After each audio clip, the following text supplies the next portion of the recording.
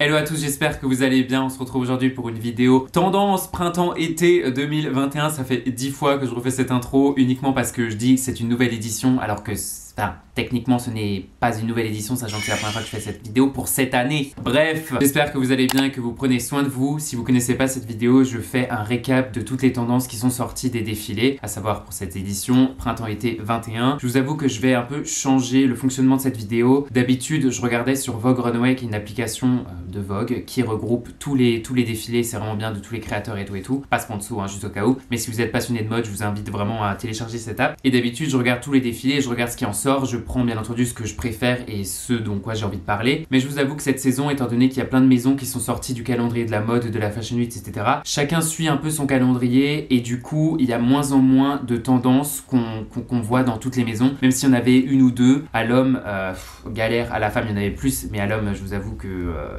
voilà, c'était pas ça. Donc je me suis dit, étant donné que c'est ma chaîne et que c'est ma vidéo, que j'allais vous sortir les tendances que je pense qui seront tendances. Ça veut rien dire du tout. Il y a plus de soleil, on adore. Tu peux revenir aussi, s'il te plaît? Bon, apparemment le soleil n'a pas envie de revenir, donc je vais continuer sans. J'ai décidé de vous parler de ces trends, de ces tendances qui, je pense, vont vraiment être tendances et qui sont stylées, etc., etc. C'est pas comme d'habitude, donc si vous êtes déçus, bah désolé, mais à la fois c'est ma chaîne, hein, sorry.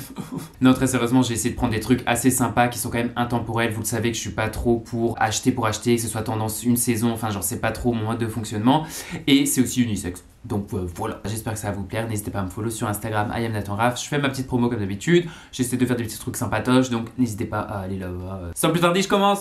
Première tendance qu'on a déjà vu les saisons précédentes et qu'on voit encore sur... Enfin, ça va rester clairement, c'est une tendance assez intemporelle. C'est les matching sets. C'est quand même assez nouveau et à la fois c'est vachement vintage d'avoir un top assorti au bas, que ce soit la matière ou la même couleur. Je parle pas forcément des costumes. Pour moi, ça c'est vraiment une autre... Enfin, c'est une autre tendance complètement à part. Mais c'est vrai qu'on voit plus en plus à l'homme et à la femme des matching sets et je trouve ça génial. Je vous avais déjà parlé dans la vidéo c'est pas la vidéo précédente, mais je vous avais déjà parlé de l'ensemble COS débardeur avec le short. Ça, c'est un matching set qui est vraiment bien, qui est assez intemporel aussi. Il faut vouloir l'assumer quand même, hein. Je vous avoue, j'étais sur Rue de Rennes une fois, on m'a un peu dévisagé alors que c'est juste un débardeur en maille avec un short en maille.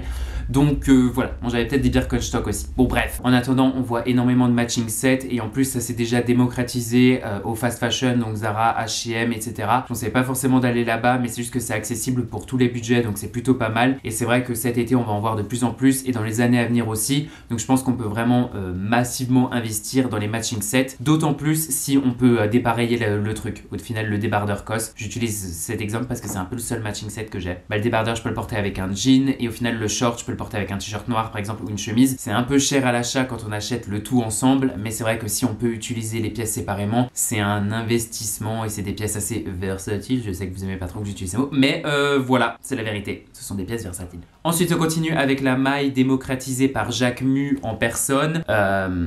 J'aime beaucoup. On peut se dire qu'au final c'est une matière assez hivernale parce que voilà, de la maille c'est tricoté, ça tient un peu chaud, etc. Alors qu'au final, en été, je trouve que c'est super adapté, c'est assez chic aussi. Il y a quand même pas mal de maisons qui ont fait des pièces en maille et en plus on peut les trouver dans le fast fashion, donc c'est encore une fois une tendance que tout le monde peut s'approprier et je trouve ça super stylé parce que c'est beaucoup plus chic que juste du coton. Moi j'ai des t-shirts en maille qui sont, enfin c'est vraiment beaucoup plus chic, ça fait plus elevated et vous voyez, j'insiste avec la main. Même si ça coûte un peu plus cher, ça fait vraiment la différence sur une tenue, donc on va pas s'en priver. Alors ensuite, parlons des couleurs, qui n'est clairement pas mon domaine, hein, étant donné que je m'habille principalement en noir. Mais c'est vrai qu'on a pu voir pas mal de couleurs assez pop, assez vives, que ce soit du rouge, du bleu, du orange ou du vert. Mais la particularité, disons, c'est de les associer. Enfin, c'est vraiment de faire des color blocks assez inattendus, si on veut. Du rouge avec du bleu. C'est clairement pour ça que je me suis pris ce sweatshirt Tommy Hilfiger, d'ailleurs. Je vais le linker en barre d'infos. C'est assez marrant parce que Victoria Beckham, elle avait fait ça il y a une ou deux saisons et là Fendi il me semble qu'ils l'ont un peu repris, le pantalon rouge avec un haut bleu. Enfin c'est des associations de couleurs assez inattendues qui sont assez vintage aussi. Benetton il faisait ça tout le temps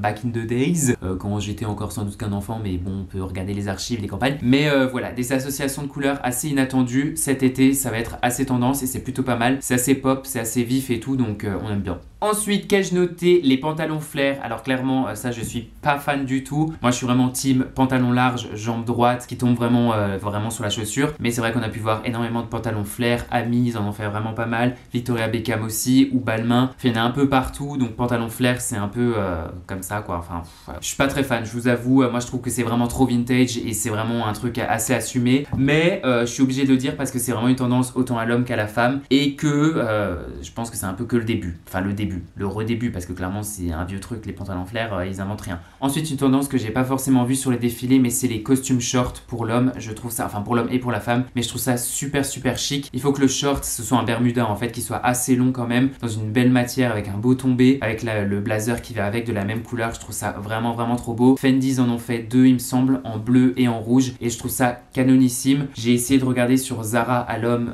clairement il y en a pas, et je pense que ça rendra pas pareil. Il me semble que Ami, la saison dernière, ils en avaient fait, mais du coup c'est plus dispo vu que c'est la saison dernière, malheureusement. Peut-être elle est à la femme, il me semble que chez Arket j'en ai trouvé un en vert, je vais essayer de vous mettre une photo. Mais voilà, le costume short, je pense que c'est que le début. À l'homme, à la femme, on en trouve certains. Il faut vraiment que ce soit bonne qualité, il faut que le bermuda soit vraiment long. Mais bon, le vrai inconvénient c'est que ça va coûter un bras, parce que tu payes un blazer plus un short, ça va être assez relou, même si on peut le porter séparément, ouais, ça va coûter cher quoi. Ensuite, une tendance à prendre avec des pincettes, parce que vous savez que je suis pas fan des crop tops à l'homme, je trouve pas ça très esthétique. Une tendance qu'on a pu voir sur certains défilés, notamment chez Ami, c'est de jouer avec les proportions, mais c'est une tendance qu'on voit aussi sur TikTok où les hommes mettent de plus en plus de crop tops. On aime ou on n'aime pas, moi perso, encore une fois, je suis pas fan, mais c'est vrai que y a plus en plus de créateurs qui raccourcissent les tops à l'homme et montent les pantalons, les jeans, ouais, enfin c'est de plus en plus taille haute, et c'est vrai que du coup on peut jouer avec les proportions. Personnellement, j'aime bien dans une certaine mesure quand on voit pas le bide par exemple, enfin après même si, enfin même, ouais, non,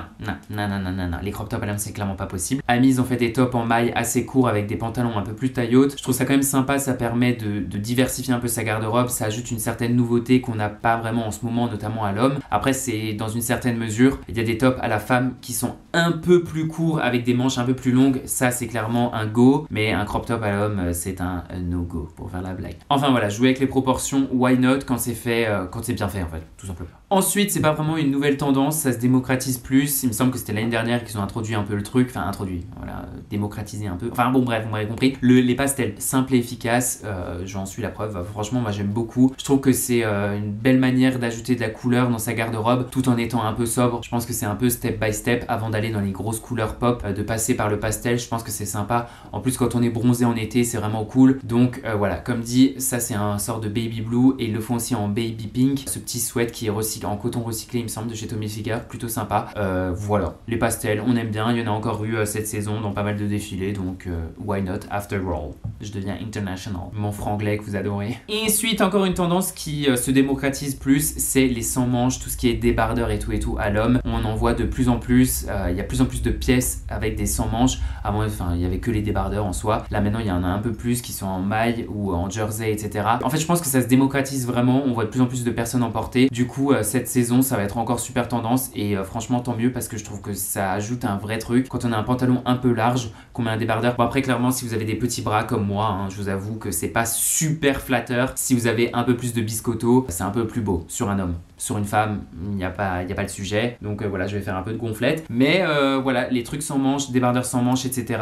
J'adore et on en voit de plus en plus, donc on kiffe. Avant-dernière tendance, je sais pas si c'en est vraiment une, mais c'est le sportswear chic. Je pense que d'une manière générale, on tend tous à aller plus vers le sportswear tout en étant un peu chic, elevated, etc. C'est ce qu'on voit notamment avec les stars qui sont habillées assez décontractées, mais avec une petite paire d'escarpins, ou bon, pour les femmes bien entendu, pour les hommes avec une paire d'escarpins, bon quoique on peut aussi, hein, bref. Mais voilà, notamment les Kardashian, Hailey Bieber, etc. Elles sont toujours vachement sportswear, mais c'est vraiment chic aussi. Elles sont glamées de ouf, elles sont maquillées, elles sont pimpées jusqu'à l'os. Donc automatiquement, ça rend les vêtements moins sportswear, je sais pas comment dire, mais c'est vrai que le sportswear chic insufflé par Hailey Bieber, je vous avoue que moi j'adhère à 200%. Un short en jean avec un petit sweat, une paire de lunettes noires, une petite paire de baskets avec une paire de chaussettes hautes que j'adore aussi d'ailleurs, alors que d'habitude j'aimais pas, mais là je vous avoue que plus j'en vois plus j'aime, mon œil s'est clairement habitué. Je pense que ça je vais le poncer cet été. Hailey Bieber, grosse source d'inspiration. Sa styliste est juste géniale. Je vous invite à aller la follow sur Instagram. Je sais plus dans quel magazine c'était. Il me semble que c'était dans Glamour UK où elle a reproduit plein de silhouettes de la princesse Diana. Et je trouve que tout est génial. Genre, je trouve que ça, c'est exactement le sportswear chic qu'on kiffe et que je kiffe personnellement et que clairement, je vais reproduire. Même si je dois mettre un cycliste avec une paire de cheveux. Ah, ouais, quand même pas. Je pense qu'on va vraiment mal me regarder. C'est des silhouettes vraiment vintage, mais qui sont carrément dans l'air du temps. Tous les TikTokeuses, elles sont habillées comme ça. Céline, leur dernier défilé, c'était leur inspiration. Hein. C'est pour ça qu'ils sont allés sur TikTok, parce que clairement, ils ont très bien compris le truc. Blazer oversize, une casquette, un petit cycliste, une brassière avec écrit Céline en dessous et tout. Enfin, clairement, ils ont grave compris le truc. Et franchement, je trouve que ça marche. Et je pense qu'à l'homme, ça va venir de plus en plus. Et enfin, dernière tendance qui n'en est pas vraiment une, c'est d'avoir une vintage sneakers, que ce soit une paire de Converse, une paire de Air Jordan ou une paire de...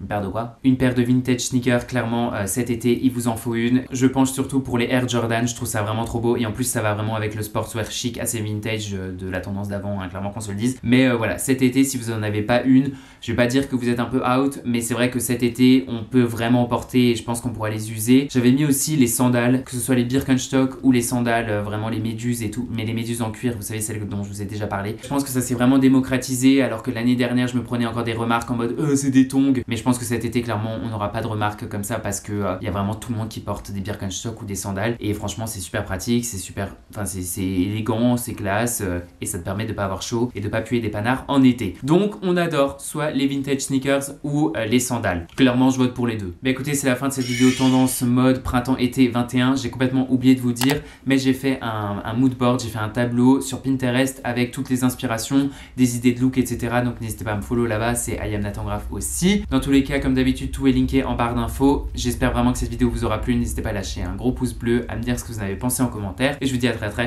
vite. Salut!